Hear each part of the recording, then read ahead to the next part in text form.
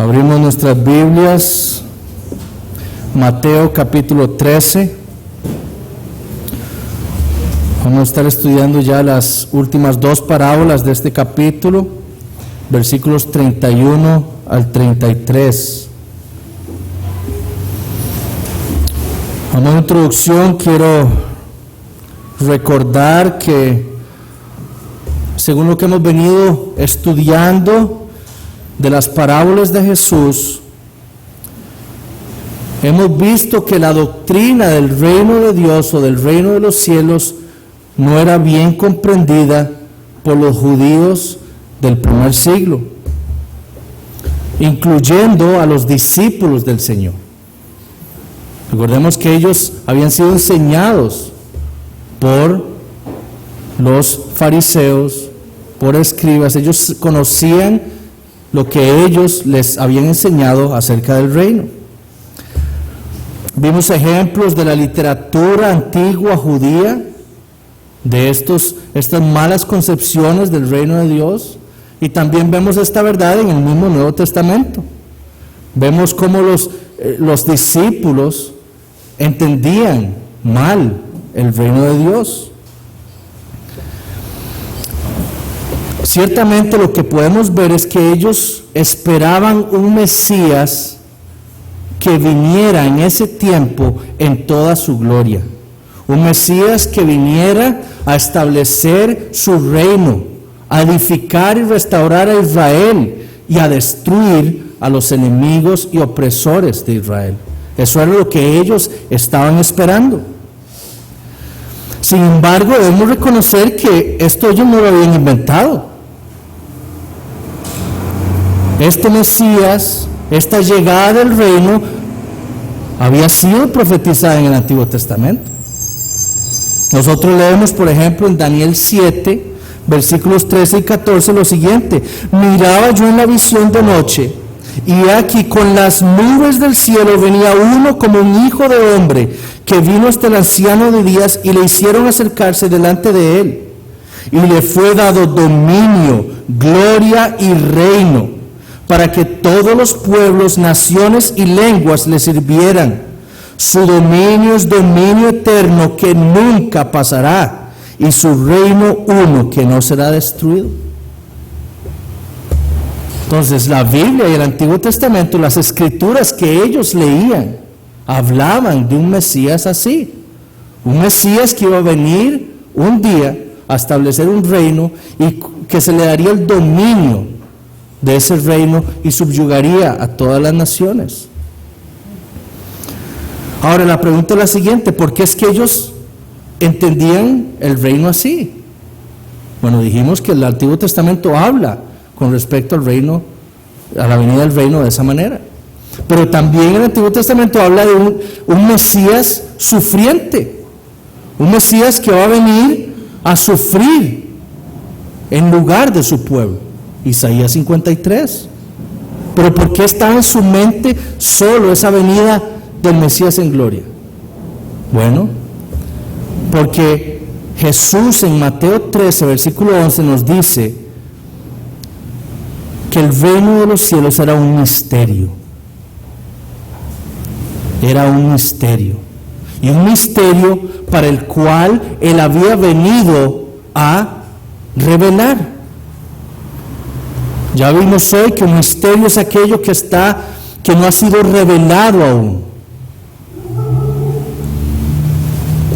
¿Cómo era que iba a suceder el reino de Dios? No había sido revelado aún perfectamente en el Antiguo Testamento. Se hablaba de un Mesías que iba a venir con todo poder, ¿cierto? Se hablaba de un Mesías también que iba a sufrir, ¿cierto?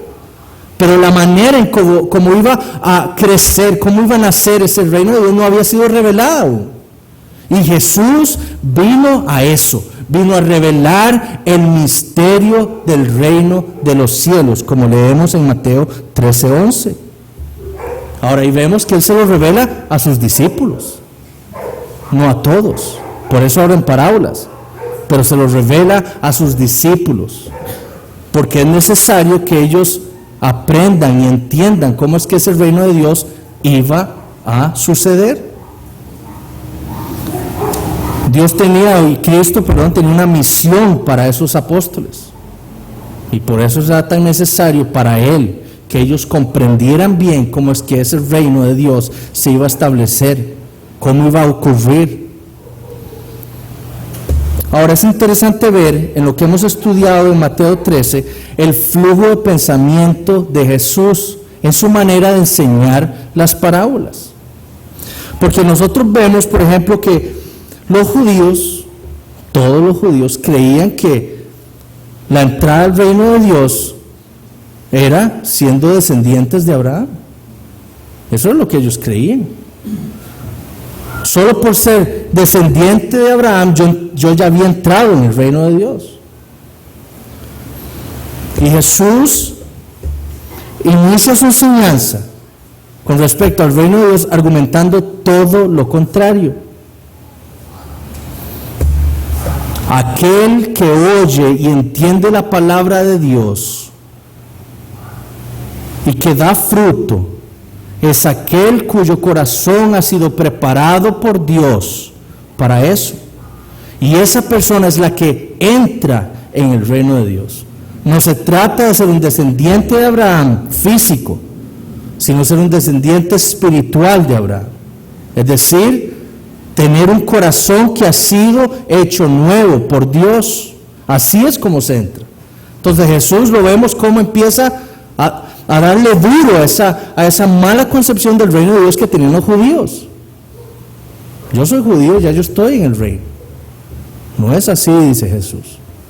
Tiene que haber un cambio hecho por Dios en el corazón para que usted pueda entrar en el reino. Es lo mismo que le dijo a Nicodemo. Usted no es por ser descendiente de Abraham. Usted tiene que nacer de nuevo. Solo así puede entrar en el reino. Ahora, lo que vemos en lo que sigue en Mateo 13 es que quizás, y lo digo por la manera en que Jesús enseña las parábolas, en el orden en que lleva su enseñanza, porque quizás Jesús ve en la mente de los discípulos una duda, porque los discípulos, ellos sabían que Cristo era el Mesías, pero quizás a veces dudaban por lo que estaban viviendo. Es decir, ellos pensaban que el Mesías iba a venir a su pueblo, a Israel, y todo Israel iba a escuchar la voz del Mesías, iban a ir detrás de él. Pero ellos veían a Jesús, a quienes ellos creían el Mesías, y veían a los fariseos en su contra. En Mateo 12 vemos cómo decían que él hacía los milagros por el poder de Satanás. Y vemos a una multitud también incrédula. ¿Cómo es posible? El Mesías está en medio de Israel y lo único que encuentra el Mesías es oposición. Entonces Jesús prosigue con otra enseñanza.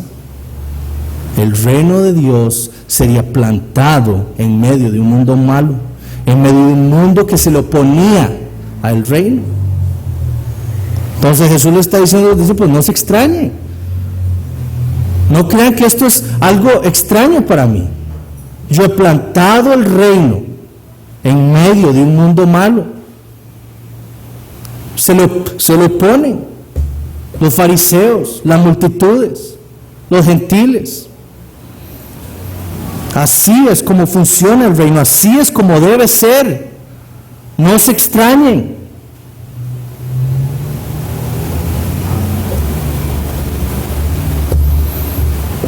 Ahora, imagínense los discípulos ahí después de que el Señor Jesús les enseña la parábola del trigo y la cizaña, el reino de Dios en medio de un mundo malo. Se vuelven a ver y somos 12 contra miles. O sea, somos muy pocos. ¿Qué hace Jesús? Les da una esperanza. Y lo hace con 2 parábolas. Y es lo que sigue. Primero les dice cómo se entra al reino. Ellos se extrañan de que son tan pocos los que creen en Jesucristo. Hay tantos oponiéndosele. Después Jesús les dice Así es como debe funcionar el reino. El reino es plantado en medio de un mundo malo, un mundo que se le opone al reino. Y para no desalentarlos, les enseña 2 parábolas con el fin de darles una esperanza. Y es la parábola de la semilla de mostaza y la semilla y la levadura.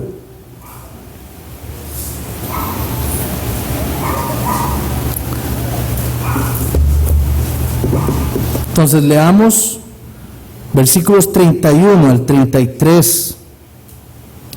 Dice: otra parábola les refirió, diciendo: el reino de los cielos es semejante al grano de mostaza que un hombre tomó y sembró en su campo, el cual a la verdad es la más pequeña de todas las semillas, pero cuando ha crecido es la mayor de las hortalizas, y se hace árbol, de tal manera que vienen las aves del cielo y hacen nidos en sus ramas. Otra parábola dijo: el reino de los cielos es semejante a la levadura que tomó una mujer y escondió en 3 medidas de harina hasta que todo fue leudado. Entonces, Jesús les enseña otra parábola a los discípulos para mostrar otro aspecto del reino de los cielos. Y lo hace, como hemos visto hasta ahora, con una ilustración que para ellos es común, que es la siembra de hortalizas y la fabricación de pan. Ellos estaban acostumbrados a hacer esas cosas. Entonces, usa una ilustración para enseñarles y para que ellos puedan comprender mejor lo que Él les estaba enseñando acerca del reino de los cielos. Entonces, en el versículo 31 les dice: el reino de los cielos es semejante al grano de mostaza que un hombre tomó y sembró en su campo. La mostaza negra, que es quizá la semilla a la que se estaba refiriendo Jesús, era un producto muy valioso en ese tiempo y se usaba y se sembraba para diferentes usos, para hacer aceites, para hacer medicinas o como especie, ¿verdad? Para darle sabor a las comidas. Entonces, eso es algo que para ellos era conocido. En el versículo 32 dice: el cual, es decir, el grano de la semilla de mostaza, es la más pequeña de todas las semillas, pero cuando ha crecido es la mayor de las hortalizas y se hace árbol, de tal manera que vienen las aves del cielo y hacen nidos en sus ramas. Ahora, aquí hay cosas importantes de notar para entender la parábola. Primero, el Señor Jesús está hablando de hortalizas. Hortalizas. El campo en el que sembró este grano es un jardín de hortalizas. Y la palabra en el griego podría ser traducida a vegetales. Okay, no es cualquier semilla, no, son semillas de hortalizas. Y esto es importante por lo que voy a decir más adelante. Entonces tengan presente esto. El Señor está hablando de hortalizas. Y si leemos toda la parábola, entonces podemos ver que la enseñanza de Jesús en la parábola es que el reino de Dios inicia como algo sumamente pequeño, pero que poco a poco, gradualmente, paulatinamente va a crecer hasta hacerse algo inmenso, como un árbol de mostaza en medio de un huerto de hortalizas. Entonces, ven cómo Jesús le quiere dar esperanza a los discípulos.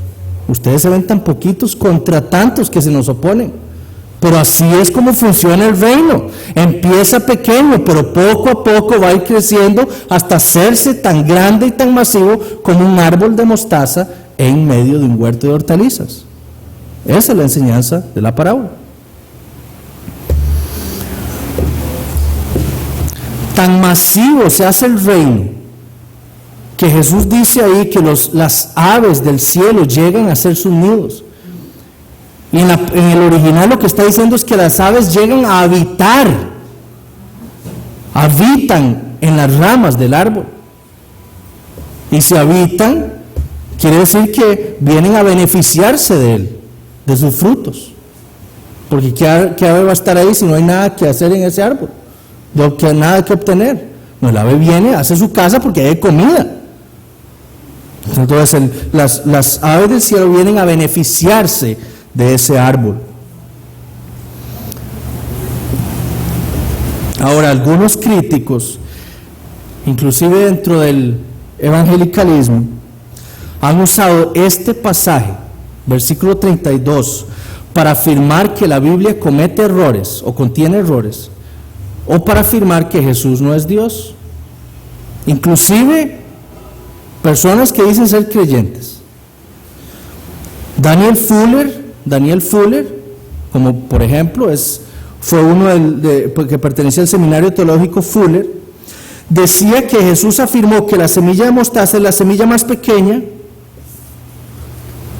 pero como realmente hay semillas mucho más pequeñas que la semilla de mostaza,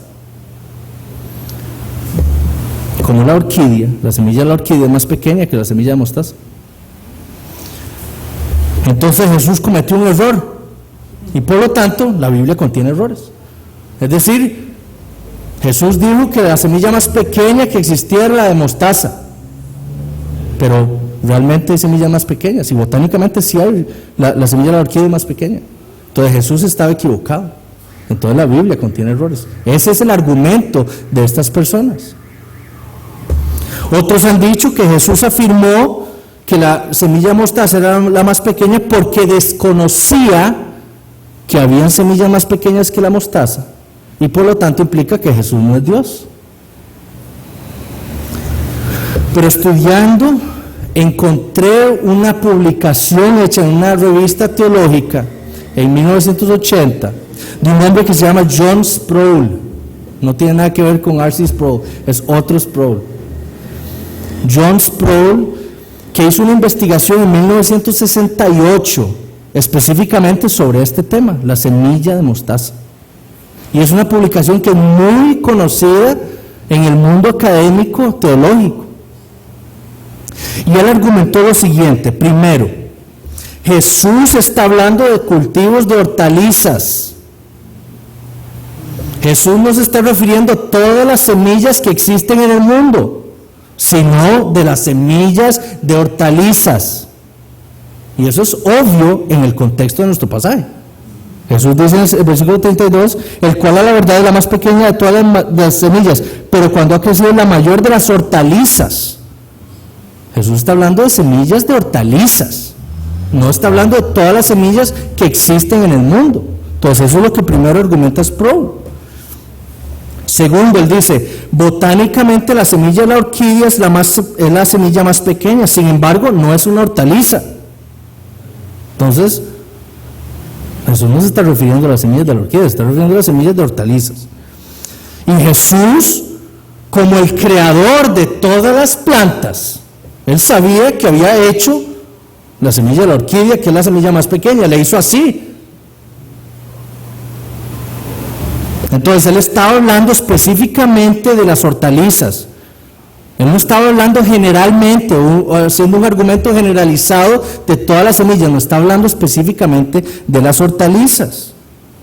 Y luego en su estudio Sproul cita a un botanista, no sé cómo se dice, me imagino que es botanista, que se llama Shiners, que fue el director de un herbario metodista en la Universidad de Dallas.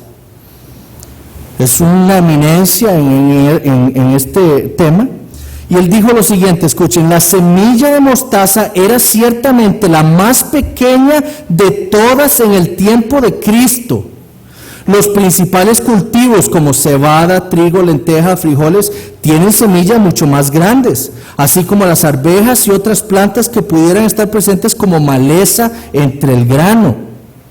Y escuchen lo que dice sobre las semillas de hortalizas. Dice, el único cultivo de hortalizas de importancia con semillas más pequeñas que las de la mostaza es el tabaco.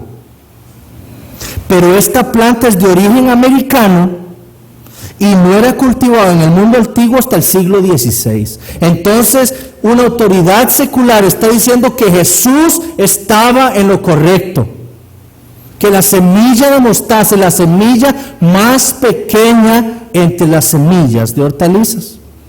Entonces, ese argumento es falso. Ahora, otros atacan este pasaje argumentando que la mostaza es un arbusto y no un árbol. Y tienen razón. La mostaza es un arbusto, no es un árbol. Y Jesús dice que crece como un árbol. Sin embargo, lo que podemos ver e investigar es que la mostaza, hay árboles de mostaza que crecen tan alto como 4,5 metros. Es algo inmenso para ser un arbusto. Y para crecer tan grande, tiene que tener unas ramas tan gruesas y firmes que parece un árbol. Entonces Jesús se está refiriendo a lo masivo que puede crecer un árbol de mostaza. Entonces ese argumento tampoco es válido. Y de nuevo, para recalcar la enseñanza de Jesús en esta parábola es que Él quiere enseñar a sus discípulos que el reino de Dios empezará muy pequeño, casi insignificante, pero que paulatinamente será algo tan masivo que beneficiará a muchos. Ahora, han habido malas interpretaciones acerca de esta parábola. Por ejemplo, unos dicen que la parábola enseña que habrá un crecimiento anormal del reino que le permitirá a Satanás trabajar dentro del reino. Ahora, ¿por qué dicen esto? Porque ellos dicen que vemos a un árbol, que es el reino, digamos, y que vienen las aves del cielo a hacer sus nidos ahí. Y ellos dicen que las aves del cielo son los demonios. Ahora, ¿por qué lo dicen? Porque Jesús en la parábola del sembrador, Él habla sobre las aves del cielo que vienen a tomar la semilla, y Él lo representa, y Él lo usó para representar a Satanás. Entonces ellos dicen, las aves del cielo en la parábola del sembrador representan a Satanás, entonces tiene que representar a Satanás aquí mismo. Pero eso es un error. Es un error porque Jesús no está hablando de eso con mucha claridad. Habla sobre el crecimiento del reino paulatino y que te hará beneficio o será de beneficio para muchas aves del cielo. Jesús no está hablando de la obra de Satanás en medio del reino. Eso no habla la parábola. Y muy claramente lo podemos entender así. Ahora, ¿qué simbolizan las aves? Vayamos un momento a Ezequiel 31. Ezequiel capítulo 31.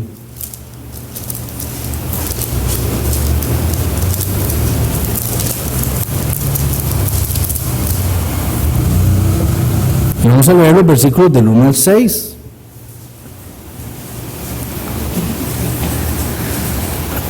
Dice, aconteció en el año 11, en el mes 3, el día 1 del mes, que vino a mí palabra de Jehová diciendo, hijo de hombre, di a Faraón, rey de Egipto, y a su pueblo, ¿a quién te comparaste en tu grandeza? He aquí, era el asirio cedro en el Líbano, de hermosas ramas, de frondoso ramaje y de grande altura, y su copa estaba entre densas ramas. Las aguas lo hicieron crecer, lo encumbró el abismo, sus ríos corrían alrededor de su pie, y a todos los árboles del campo enviaba sus corrientes. Por tanto se encumbró su altura sobre todos los árboles del campo, y se multiplicaron sus ramas, y a causa de las muchas aguas se alargó su ramaje que había echado. En sus ramas hacían nido todas las aves del cielo, y debajo de su ramaje parían todas las bestias del campo, y a su sombra habitaban muchas naciones. Entonces, lo que aquí nos está diciendo el pasaje no es que, lo que está haciendo es comparar a este gran cedro con el imperio asirio. Este imperio cuyas ramas más bien crecían, se hacían fuertes, y nos dice que sobre ese cedro, que era el imperio asirio, venían las aves a hacer sus nidos. Es más, debajo de sus ramas parían los animales. Lo que nos está diciendo es que del imperio asirio se beneficiaron muchas naciones y venían a él para buscar protección, etcétera.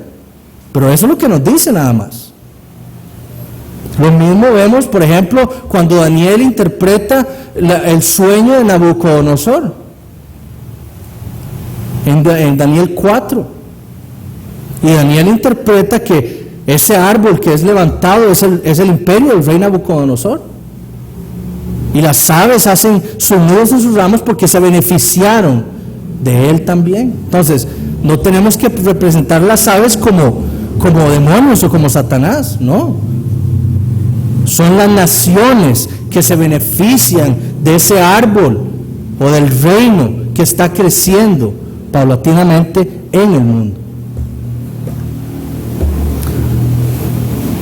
Entonces, por el simple hecho que Jesús haya utilizado la ilustración de aves como Satanás, no implica que en otra parábola no puede utilizarla de una manera diferente, ¿verdad? Entonces no debemos entenderla como la obra de Satanás en medio del reino. No tiene sentido si leemos la parábola.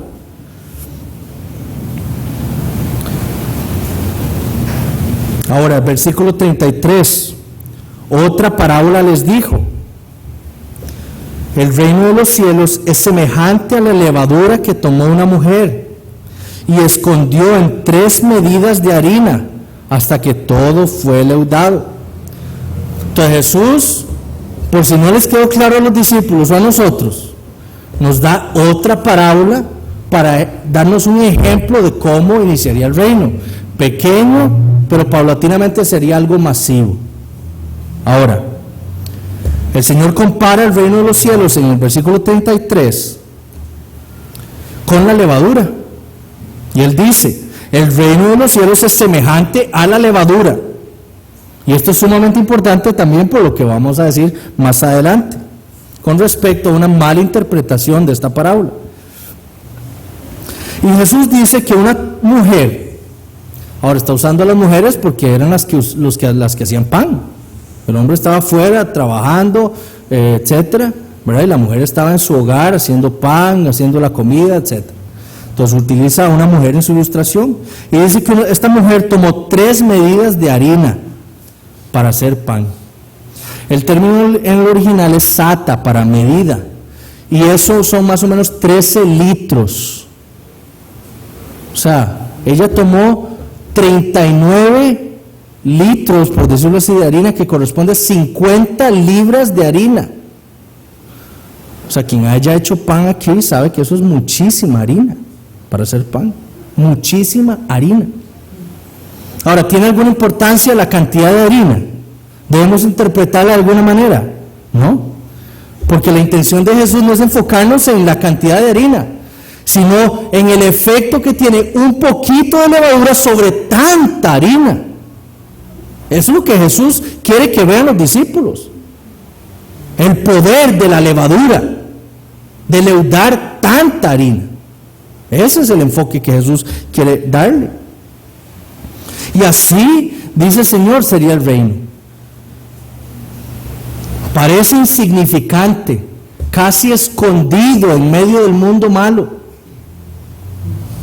pero iría avanzando en influencia, en poder, y tendría un efecto positivo en esa harina. Ahora, ¿qué hace la levadura en la harina? Y tiene un efecto positivo, lo hace crecer, ¿no?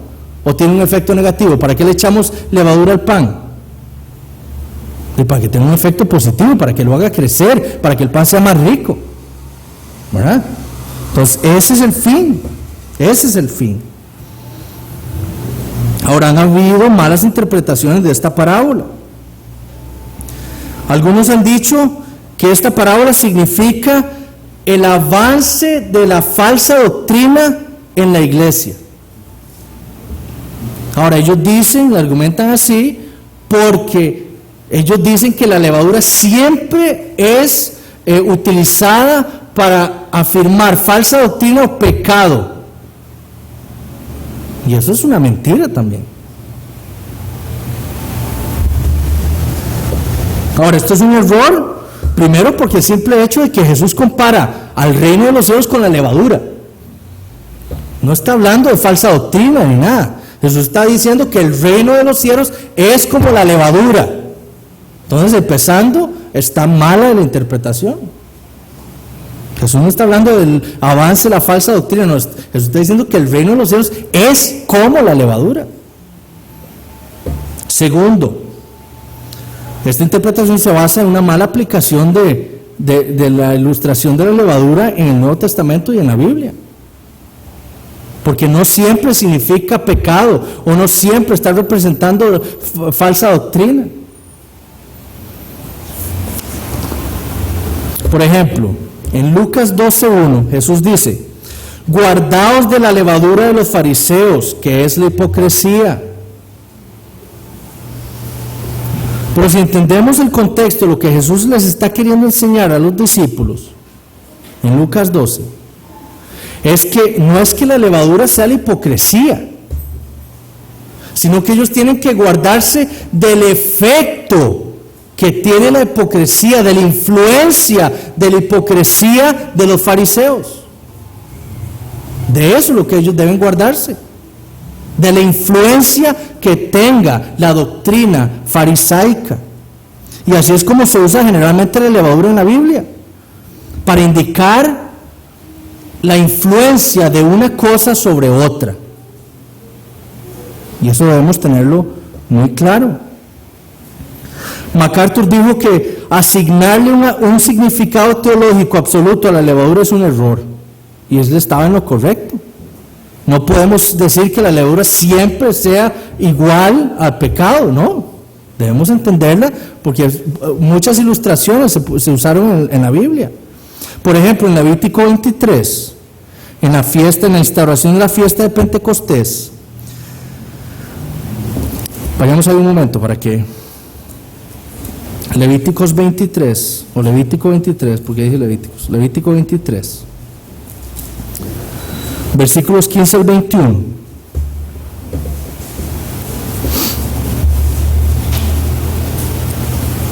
Dice: y contaréis desde el día que sigue el día de reposo, desde el día en que ofrecisteis la gavilla de la ofrenda mecida, 7 semanas cumplidas serán. Hasta el día siguiente del 7º día de reposo contaréis 50 días. Entonces ofreceréis el nuevo grano a Jehová. Versículo 17.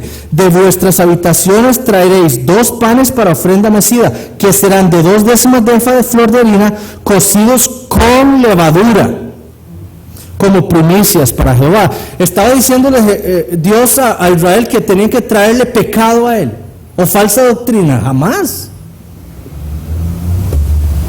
Pues la levadura no siempre significa eso. La levadura se utiliza como un medio para influenciar algo, para que penetre en la harina y cause un efecto de hacer crecer el pan. Para eso es que se usa la levadura. Entonces Jesús afirma que el reino de Dios es esa levadura. Así es. El reino de Dios es esa levadura que está escondida en medio de esa gran cantidad de harina, pero que paulatinamente, poco a poco, iría influenciando toda esa masa para hacerla crecer. Es decir, que al final el reino de Dios inicia pequeño, pero al final tiene un poder, una influencia positiva sobre todo el mundo. Esa es la enseñanza. Y eso era esperanza, es lo que Dios quería alentar, animar a los discípulos, lo que estaban viviendo enfrente. Tanta oposición a nuestro Mesías, a su reino. Y Jesús les dice: así es como empieza. Empieza pequeño, pero crece. Eso es de esperanza.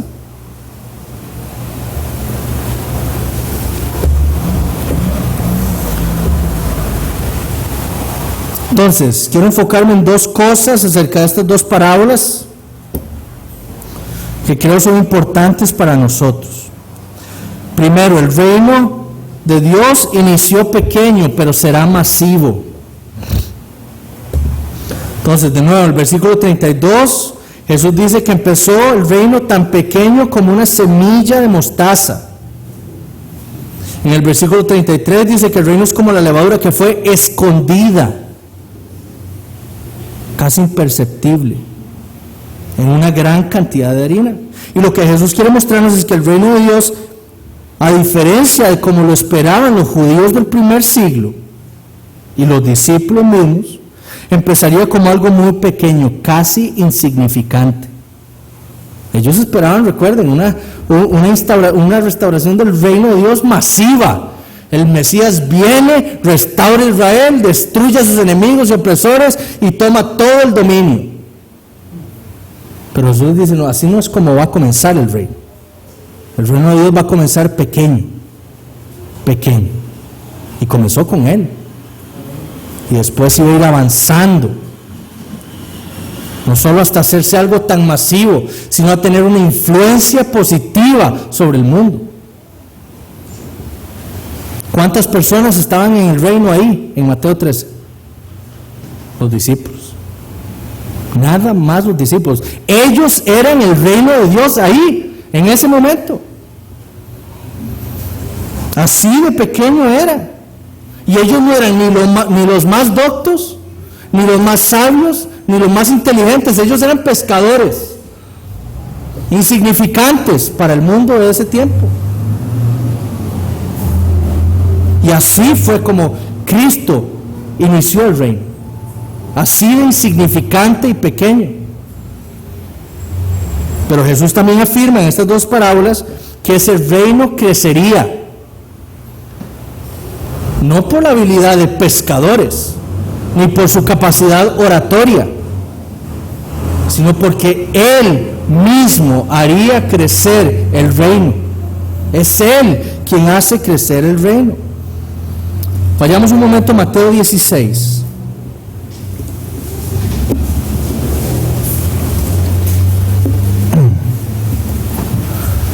Vamos a ver versículos 13 al 20. O 13 al 18, perdón. Dice: viniendo Jesús a la región de Cesarea de Filipo, preguntó a sus discípulos diciendo: ¿quiénes dicen los hombres que es el Hijo del Hombre? Ellos dijeron: unos Juan el Bautista, otros Elías, y otros Jeremías o alguno de los profetas. Él les dijo: ¿y vosotros, quién decís que soy yo? Respondiendo Simón Pedro dijo: tú eres el Cristo, el Hijo del Dios viviente. Entonces le respondió Jesús: bienaventurado eres, Simón, hijo de Jonás, porque no te lo reveló carne ni sangre, sino mi Padre que está en los cielos. Y yo también te digo que tú eres Pedro, y sobre esta roca, ¿cuál roca? La declaración de que Jesús es el Cristo, el Hijo de Dios. Sobre esa verdad edificaré mi iglesia, y las puertas del Hades no prevalecerán contra ella. Cristo es quien edifica su iglesia con la verdad de que Él es el Cristo, el Mesías, el Hijo de Dios. Y dice que las puertas del Hades no prevalecerán contra ella. ¿Para qué se usan las puertas en una ciudad? Para evitar el ataque de otro. Así es el reino. El reino de Dios, Cristo lo edifica para que avance contra el infierno, contra Satanás. El reino de los cielos no espera los ataques de Satanás, no, avanza para destruir a Satanás. Ya Cristo lo destruyó, sí, pero la iglesia, con la proclamación de que Jesús es el Mesías, destruiría y rompería esas puertas y sacaría a los cautivos del infierno. El reino de Dios no se edifica solo, es edificado por Cristo. No dependía de nada de los discípulos. Ahora, un tiempo después, ya no eran solo los apóstoles. En Hechos 1:15 nosotros vemos que después de que el Señor asciende, ya eran 120. Y luego Pedro se para y predica en el poder del Espíritu Santo, y en Hechos 2 nos dice que 3,000 personas fueron agregadas al reino. Entonces inicia pequeño, pero vemos esa promesa de Cristo de que va creciendo paulatinamente. Hay crecimiento. Y en Hechos 2:47 nos dice que el Señor añadía cada día a la iglesia los que habían de ser salvos. Iba a ir creciendo. Esa es la promesa de Cristo que vemos en estas dos parábolas. Ahora ustedes podríamos decir, 3,000 son muy poquitas contra el mundo entero. Y por supuesto que sí.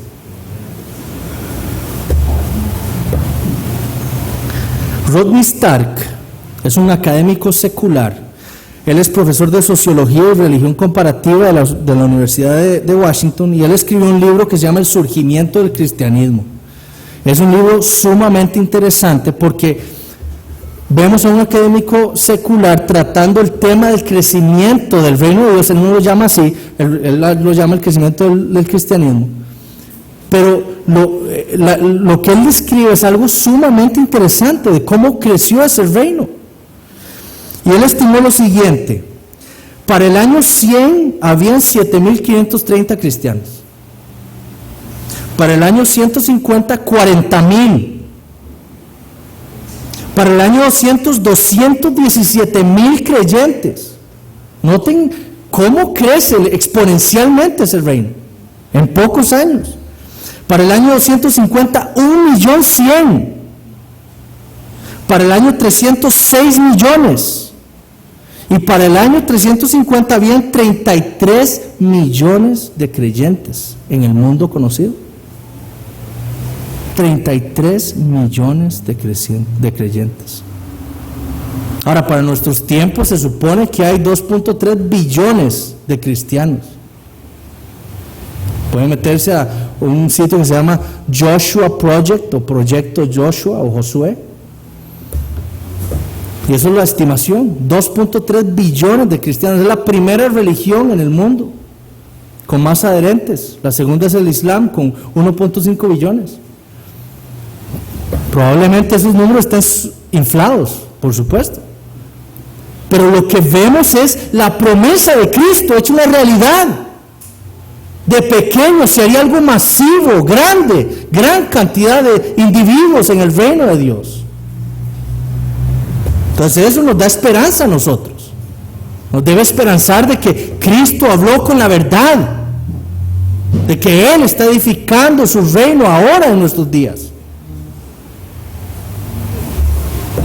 Y eso debe ser de ánimo para nuestras almas. Ahora, nosotros lo podemos ver desde un punto de vista, digámoslo así, grande, macrocósmico, ¿verdad? Es decir, de todo el reino de Dios. O también lo podemos ver desde el punto de vista microcósmico, es decir, de cada uno de nosotros. Porque ¿cómo crece el reino en nosotros? Paulatinamente. O sea, ninguno de nosotros nace de nuevo y es hecho perfectamente santo. No. Paulatinamente somos santificados progresivamente. Así es como ocurre nuestra salvación. En 1 Corintios 1:18, 1 Corintios 1:18,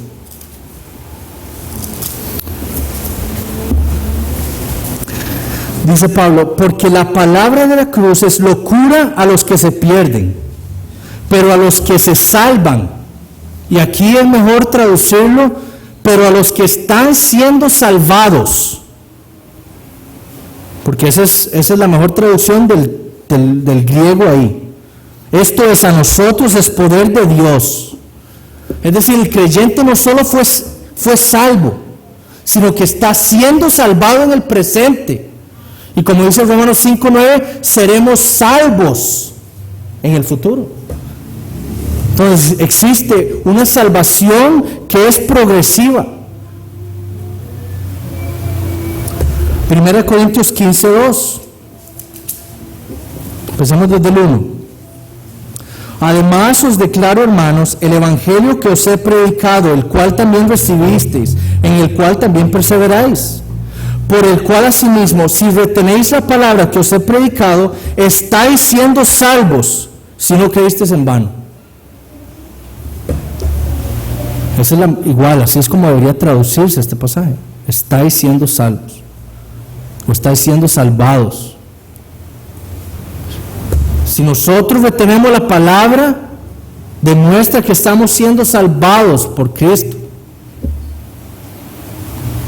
Entonces la salvación de cada creyente no solo ocurrió en el pasado, sino está ocurriendo en este preciso momento y ocurrirá en el futuro. Pensar que en el momento en que Dios nos salva, somos hechos perfectamente salvos es tener la misma idea del reino que tenían los judíos. Es decir, Cristo viene, ¡pum!, y establece el reino de una vez. ¿No? El establecimiento del reino fue paulatino. De pequeño se hizo grande. Igual en nuestra santificación y nuestra salvación. Empieza pequeño, pero paulatinamente el Espíritu Santo nos va guiando y nos va salvando hasta salvarnos finalmente en el futuro. Y ahora ahí viene una pregunta para cada uno de nosotros. ¿Estamos siendo salvados nosotros en este preciso momento?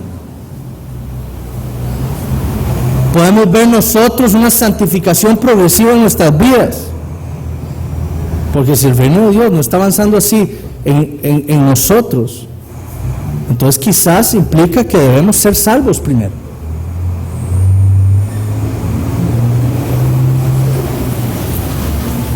A pesar de lo que haya salido de nuestra boca, si nuestra vida no demuestra una salvación en el presente, no somos salvos. Tiene que haber una evidencia de que el Espíritu Santo y Dios nos está salvando en este preciso momento. Segundo punto que quiero que veamos: el reino de Dios influencia positivamente al mundo. Y lo que vemos en el Nuevo Testamento es que conforme iba creciendo el reino de Dios, este iba teniendo una influencia en el mundo, en los incrédulos. En Tesalónica, en Hechos 17, vemos cuando Pablo está predicando el Evangelio, y entonces todos los incrédulos se reúnen de muchas áreas y lo apresan, lo agarran y dicen: estos que trastornan el mundo entero también han venido acá. Están trastornando el mundo con su mensaje y ya ahora llegaron hasta aquí. En Hechos 16, después de predicar el Evangelio, en Hechos 16, en Filipos, los apresan y entonces dicen: estos hombres, siendo judíos, alborotan nuestra ciudad. ¿Qué clase de influencia es esa? Todo el mundo les quería pegar. ¿Qué clase de influencia tenían? Bueno, para el mundo, para los incrédulos, ellos eran una mala influencia, cuando no era así. Todo lo contrario. Fue por su buena influencia que el mundo los quería matar. Y Jesús profetizó esto a sus apóstoles en Juan 15. Y Él les dijo así: o sea, a mí me aborreció el mundo, a ustedes también los va a aborrecer. Por causa de mí. El que me aborrece a mí, también a mi Padre aborrece. El mundo, la harina, las aves del cielo,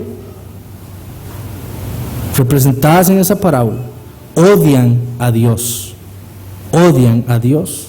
Ellos se rebelan contra Él, contra sus mandamientos, contra la orden de arrepentirse y creer en Cristo. Ellos se rebelan contra todo lo que Dios les ordena.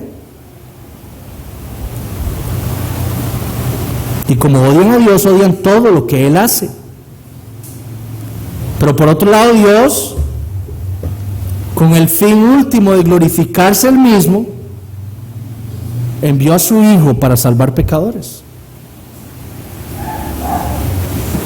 Y para que en Él, en Jesucristo, los hombres pudieran ser perdonados de sus pecados. Y no solo perdonados, y esto es muy importante, porque en Cristo Jesús, los hombres no solo necesitan perdón, porque si Dios nos perdona, quedamos como en neutro.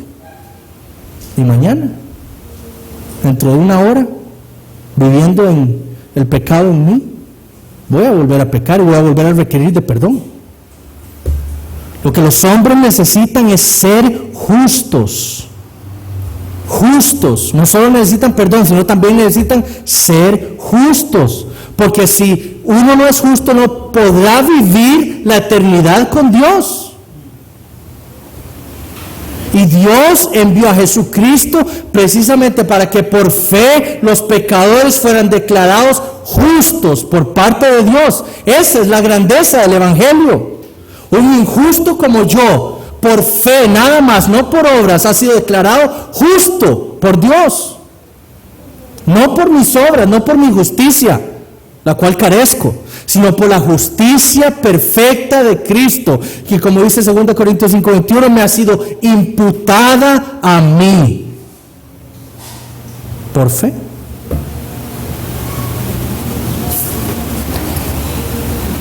Pero el incrédulo odia todo lo que Dios hace. Y por lo tanto, si usted llega con un mensaje al incrédulo que le dice que Dios le ordena a él que debe arrepentirse, que debe creer en Jesucristo, porque esa es la única manera que usted puede ser reconciliado con ese Dios al cual ha ofendido, él odia ese mensaje. Yo puedo, yo soy suficiente. Pero el Evangelio le dice a los hombres, usted no puede hacer nada para reconciliarse con Dios. Usted necesita a Cristo. Y ellos odian eso.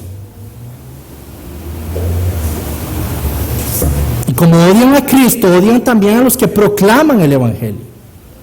Como lo demostraron en Tesalónica y en Filipos. Ellos se sintieron amenazados por ese Evangelio que era predicado por ellos. Pero solamente por ese mensaje puede ser un hombre salvo. La influencia de la predicación de la palabra de Dios solo ha sido positiva a lo largo de la historia. ¿Cuántos fueron salvos en Tesalónica y Filipos? Miles. Ahora pongamos un ejemplo más reciente. En la era medieval o en la Edad Media, el mundo era un caos. Políticamente era un caos, socialmente era un caos, económicamente era un caos. Y por eso se le llamó el oscurantismo. El mundo estaba en tinieblas. Y la causa principal fue que los líderes de la iglesia habían dejado de predicar todo el consejo de Dios. Ellos habían velado, por así decirlo, el Evangelio y el consejo de Dios. Y lo hicieron de muchas maneras. La semana pasada Alexander nos decía una de ellas, predicando en latín, cuando la gente ni siquiera entendía latín. Otra, yo les había dicho que también los papas habían encargado a monjes para que fueran y representaran obras de teatro como medio de evangelización. Entonces el mundo desconocía el consejo de Dios. Y por eso el mundo llegó a ser un caos en la Edad Media. ¿Qué hizo Dios?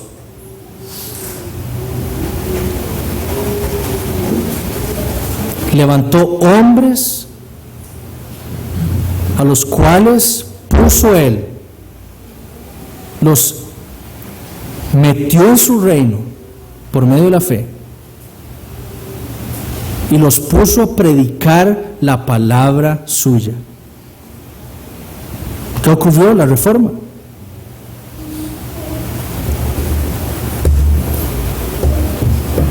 Y la Europa de ese tiempo cambió radicalmente a como era.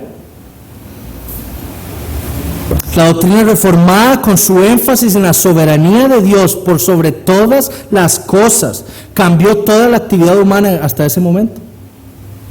En la política, por ejemplo, se predicó desde el púlpito de las iglesias de los reformadores que no eran los gobernantes, las sumas autoridades, no, ellos habían sido puestos por Dios. Y ellos debían temer de todo lo que hicieran, porque habían sido puestos por Dios para que hubiera justicia en el mundo. En la economía, basándose en las enseñanzas de la mayordomía de Dios, que da dones materiales a los hombres. Se predicó y se luchó por el concepto de la libre empresa, por ejemplo. Por el derecho a la propiedad privada. Yo tengo derecho de tener mis cosas, Dios me las da a mí, para que yo las administre, yo tengo ese derecho. El deber de todo hombre de trabajar. El deber de todo hombre de trabajar. Génesis. Dios le ordenó y puso a Adán a trabajar. Ese era un mandamiento de Dios para todos los hombres. Se luchó en contra de la usura, es decir, aquellos que prestaban dinero. Se predicó en contra de que ellos abusaran de los impuestos. Se predicó a los pobres que los ricos tenían derecho de sus riquezas. Dios se les había dado a ellos, entonces no debían robarles a ellos tampoco.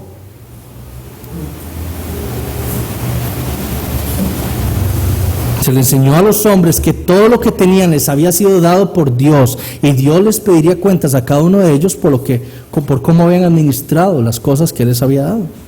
En la educación, Calvino, por ejemplo, él vio muy claramente que la razón básica para la educación era llevar a los hombres al conocimiento de la verdad de Dios en la Biblia y en la revelación general. Él decía que todos los hombres tenían el deber de aprender lo más que pudieran.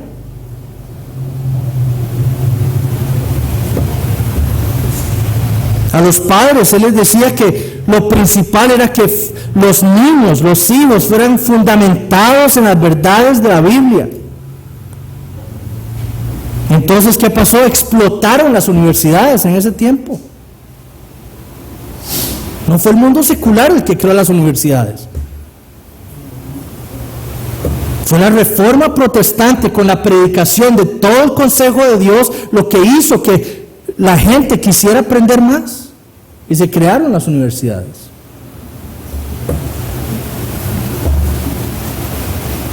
En la sociedad, Calvino creía que la iglesia había sido puesta en el mundo no para llegar al poder y desde ahí cambiarlo. No, que la iglesia fue puesta en el mundo ¿para qué? Para predicar la palabra de Dios y sustentar a los creyentes. Esa es la misión de la iglesia como institución.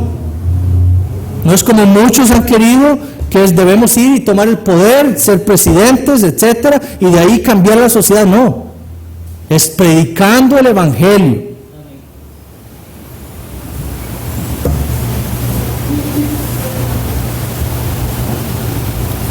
Y así fue como Roma quería establecer o cambiar al mundo.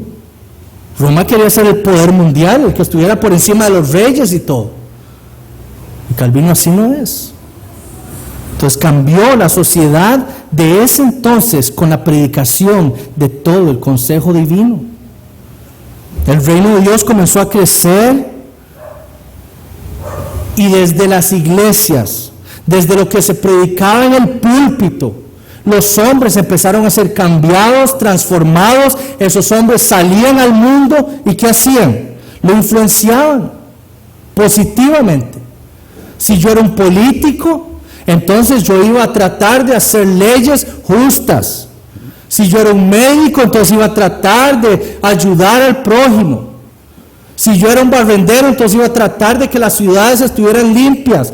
Todo para la gloria de Dios primero. Pero eso es lo que hace en mí la predicación de la palabra todos los domingos.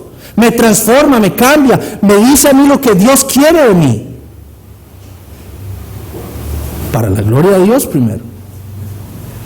Pero entonces en la Reforma se predicó la palabra y los hombres salían, y esos hombres en el mundo lo transformaban, lo influenciaron positivamente y ocurrieron esos cambios. La iglesia no tuvo que hacer nada más que predicar todo el consejo de Dios y especialmente el evangelio. Ese, hermanos, es el efecto de la levadura.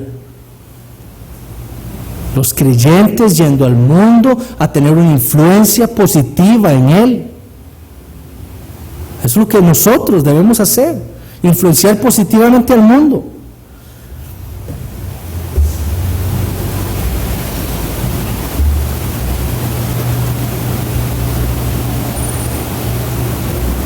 Ahora, la pregunta que debemos hacer nosotros es: ¿tenemos nosotros ese efecto en el mundo en el que nos movemos nosotros diariamente? en nuestros trabajos, en nuestro vecindario, en nuestros colegios y escuelas. Porque Jesús afirma que ese es el efecto que tiene el reino de Dios en el mundo. Es un efecto de una influencia positiva en él.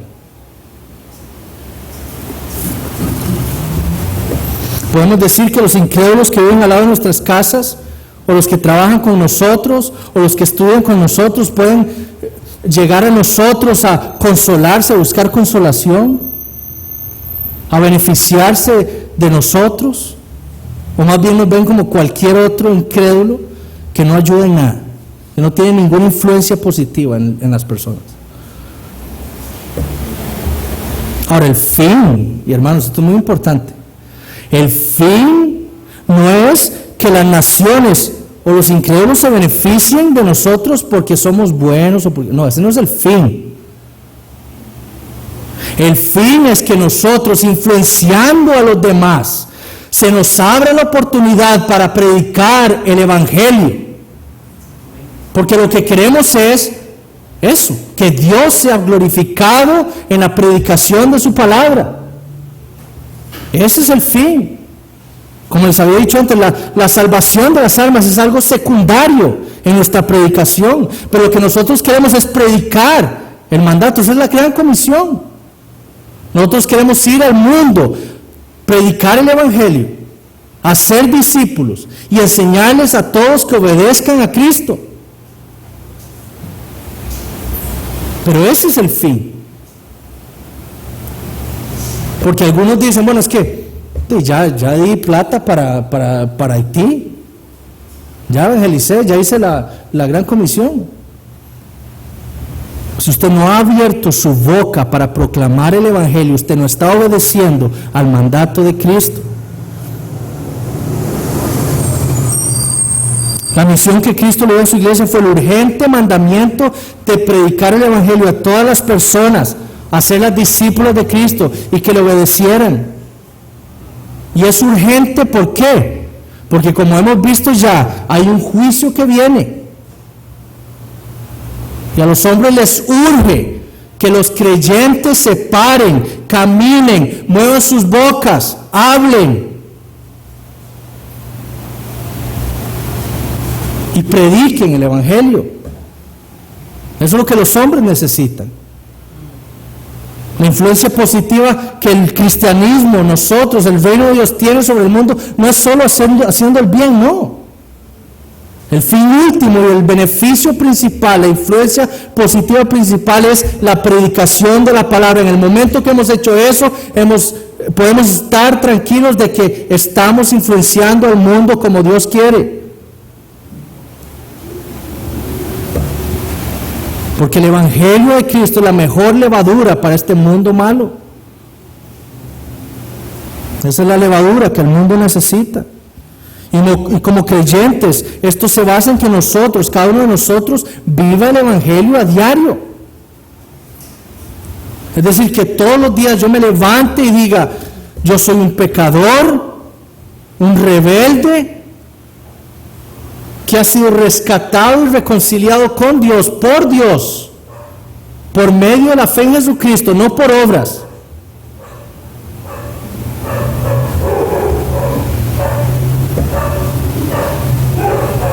Por la obra de Cristo en la cruz. Todos los días debo pensar eso, y mi vida debe basarse en eso. Eso es lo que me va a motivar a mí a ¿qué? A hacer el bien. Yo soy el principal, el quien experimentó primeramente ese bien de parte de Dios.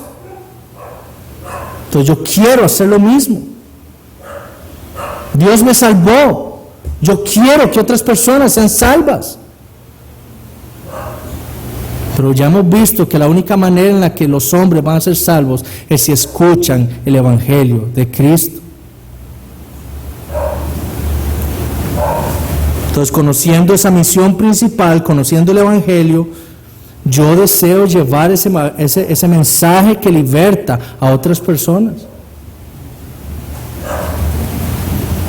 Si yo quiero ser un árbol de mostaza, si quiero ser como la levadura. Si queremos que el reino de Dios sea así, cada uno de nosotros debe hacer eso. Cada uno de nosotros debe buscar tener una influencia en el mundo positiva, viviendo conforme a los estándares que Dios pide de su pueblo, con justicia, amor al prójimo, principalmente amor a Dios por sobre todas las cosas, los dos grandes mandamientos. Queriendo vivir así vamos a tener una influencia positiva sobre el mundo, y lo que queremos es que los hombres digan: este hombre es diferente, y se nos abra la oportunidad de predicar el evangelio que queremos que esas personas escuchen para que sean salvas, si Dios así lo quiere. Entonces seamos así. Oremos.